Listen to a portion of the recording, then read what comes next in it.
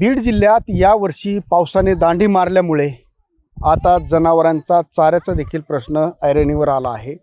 आणि आपण पाहतोय, मी ज्या शेतात उभा आहे, हे जी सोयाबीन असेल, हे मक्का असेल, बाजरी असेल, हे जी पीक आहे ते आता सुकून चाललेलं आहे।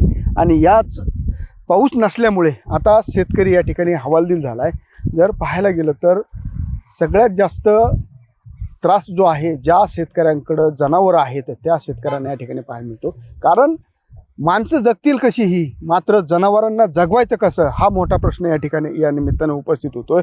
आणि विशेष म्हणजे या ठिकाणी जनावरांना टाकायचं काय, जनावरांना खाऊ घालायचं काय, हा प्रश्न या शेतकऱ्यांपुढे उभा राहिलेला आहे।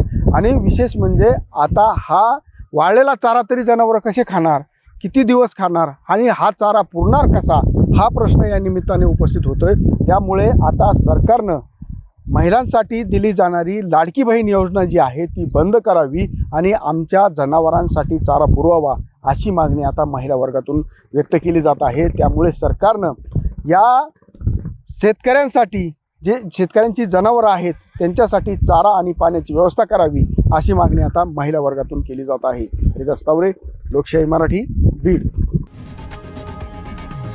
लोकशाही मराठी, ऐका, पहा, जागरूक रहा।